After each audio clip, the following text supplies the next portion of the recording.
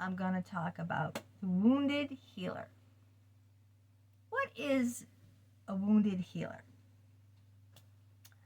Wounded healer is a term created by the psychologist Carl Jung.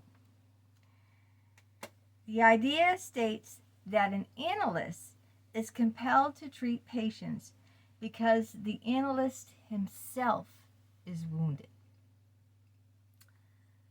Now, like, treat thyself, heal thyself. I did an article just yesterday on what if the wounded analyst hasn't done enough inner work? What if that analyst is still stitching himself back together? Now, what if a borderline patient, moi, comes to therapy and starts pulling on that wounded healer stitching? Then both the analyst and the patient become unstitched. The pieces that held together so loosely have now become undone. And this is my story, and this is what's caused me devastation, and this is what is my life's mission. Now, this book, Emails of an Unethical Psychologist. See the shattered, broken mirror with the image all distorted on the back and front? This book is all the emails of Dr. 𝗙𝗵𝗵𝗏𝗏. Dr. 𝗙𝗵𝗵𝗏𝗏 was the epitome of the wounded healer. All of his emails to me are in this book. It has over, let's see, it has 252 pages. And I think I have now a Kindle version. Yes. So you can get it on Kindle, not just buy the book. Now I'm doing this at also my new book, Sexually Exploited by Free Psychologists. That's my new book. These are 3 on wounded healers here. But this one here is the biggest of them all. It's just like a parent, okay? If a parent has been beaten by their parents, okay, then when they become parents, when they were a child, if a child was beaten by his parents and then he goes on to have children of his own, unless he's healed from the physical, emotional, whatever trauma of his childhood, he will go on and beat his own children. And then they will go on and beat their children, unless the chain is broken. Now, how does the chain get broken? You have to do the inner work. If you don't heal yourself, then you can't, as a psychologist, as a parent, then you will go on and hurt. The wounded healer who hasn't done the inner work will go on and hurt his patients. The parent who hasn't done the inner work from their own abusive upbringing will go on and beat their children. You see? Because they haven't healed. This is so important. This is what Carl Jung, he created this term, wounded healer. I didn't know he created it. I mean, I've heard it.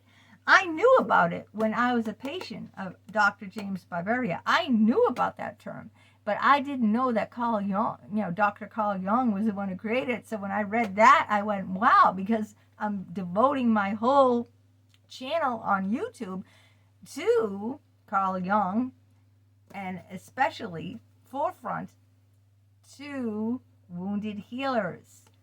And I have a whole LinkedIn newsletter all about unethical psychologists. Think of it this way. Do you know the domino effect? Okay, the domino effect. If you line up a stack of dominoes, right? If I push one domino, then it pushes the next one, and it pushes the next one, and it pushes the next one, and then everyone's down. The whole chain of dominoes is down. So, and then you can build a new chain. But what I'm trying to say is that these psychologists need to do the inner work. They need to.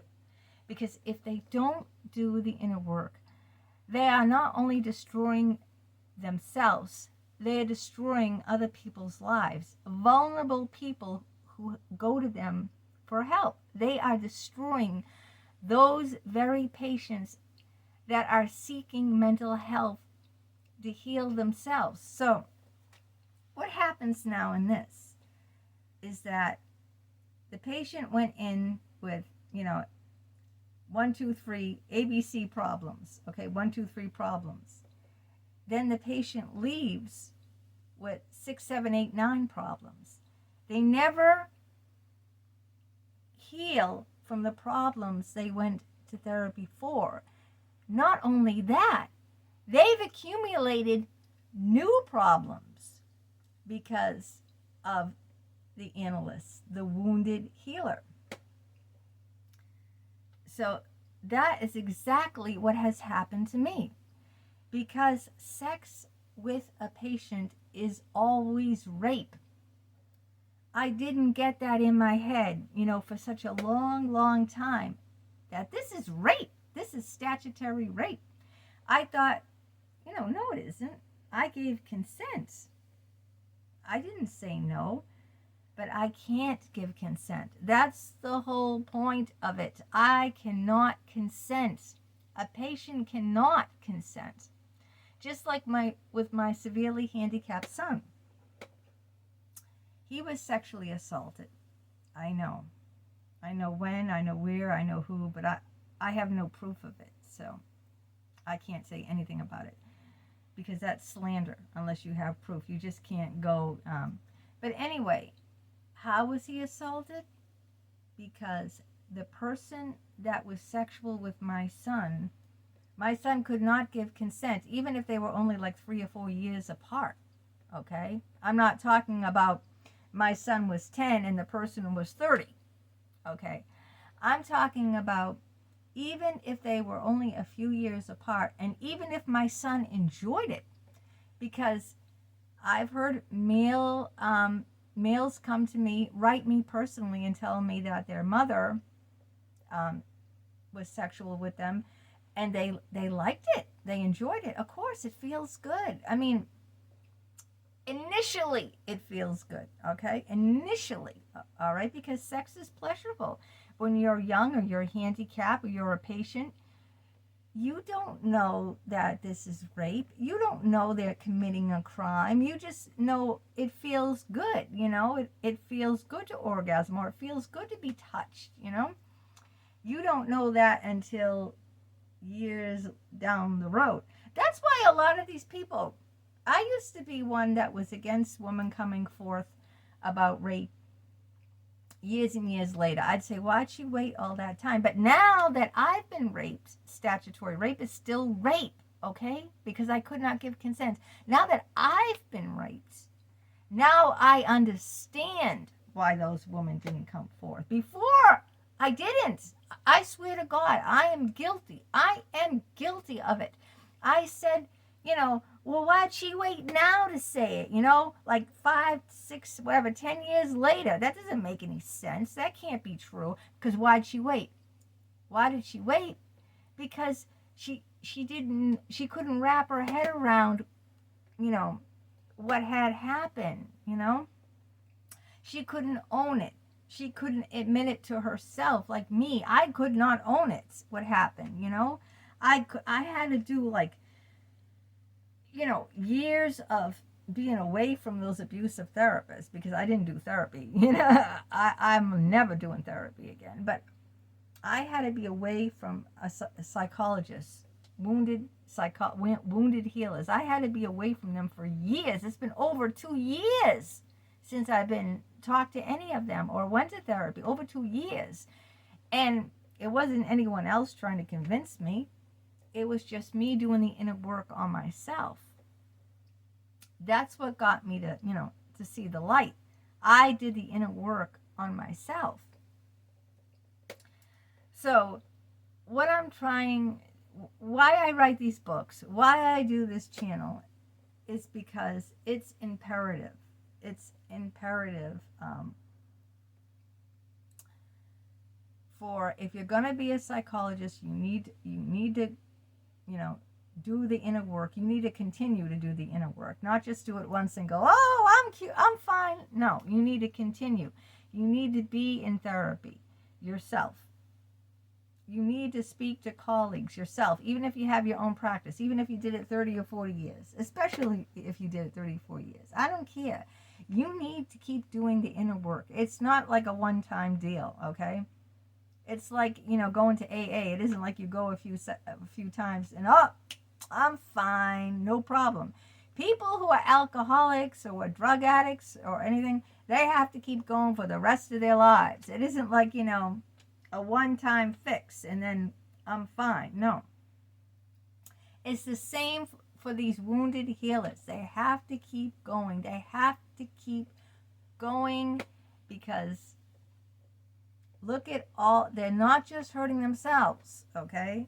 They're not just destroying their lives, which they are, okay, because they'll never work again.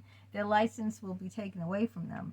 It's not just their lives they're destroying. They're destroying everyone else's lives, all the patients that they hurt.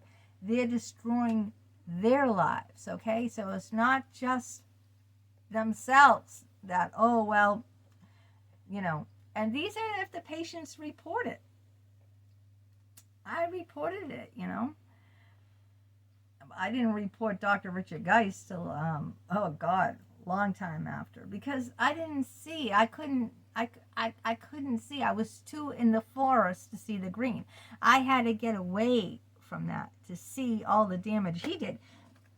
Let me just read you part of the first page. This is about Dr. Richard Geist, the first page here. You've got to get this book. Sexually Exploited by Free Psychologists. I'm going to read you. The first page, the first chapter is I'm a Dog.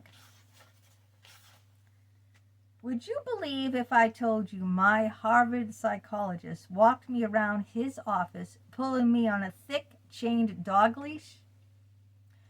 Would you believe me if I told you the leash was attached to a black leather spiked collar?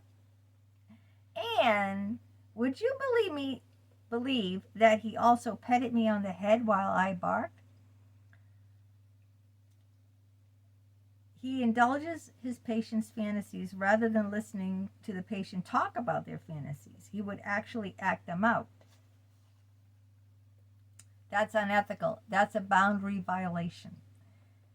He should have never done any of that. If I brought that, a dog leash and collar or whatever, I even brought a bone in. I don't think I mentioned it here, but I did bring a bone in. But whatever I did, he should have just asked me, oh, you want to be a dog. What kind of dog do you see yourself as? Are you a poodle? Are you a German shepherd? Are you a pit bull? Are you a Dalmatian? Are you a collie? He should have asked pertinent questions. He should have never acted out that, okay? That wasn't doing his job. That was exploiting the patients. That was being unethical. Then when I told him I wanted to sit in his lap and be spanked by him, reading off my book, he sat on the floor with me in his lap. His legs were crisscross applesauce, and I laid over him face down with my rear in the ear. Then I took his hand and had him play spank me, like that, tap me on my butt. When I told him he was spanking me, he replied, "You're doing that." No, he was allowing me to do that. Yeah, see, that's just part of page 1. But this is what I write. I write about these 3 psychologists who were, they were wounded healers. They hadn't done their inner work. They exploited me sexually. And I write about, I don't say their names in the book because, I say it here on my own private channel, but I don't say it in the book because you're not supposed to. You're not supposed to name names, but I swear this is all 100% truth. I just got to get it out to the masses. How very, this is just so important. I can't explain it enough and tell you how important this is. That these wounded healers, that Carl Jung, he created that name, they have to heal. They have to do the inner work, and it never stops, just like AA. It never stops. They have to continue to keep doing the inner work, because when they don't and they think they're fine, this is what happens. I'm what happens. Other patients have been raped, and I call it rape. I use that word because it's statutory rape, even because there is no consent. Look the literature up yourself. A patient can never give consent. Never. Let me read another. I could go on reading this whole book, but then you wouldn't buy it, right? Let's see. Dr. Carol's email, 77. Dr. Carol, that's her first name, really is Carol. She's a psychologist. Can't tell you her last name or where she practices. But she herself had been raped by her psychologist. She said, please read, I'm not reading the whole email, please read Sex in the Forbidden Zone. You will be glued. It's non-judgmental. Shows how there, by the grace of God, goes either the therapist or the patient who can't resist crossing the forbidden zone. The author describes why it is forbidden. It resembles incest, in that one person is in authority, in a position of power, which is the psychologist, and with the task of helping the person who comes for help to grow and develop.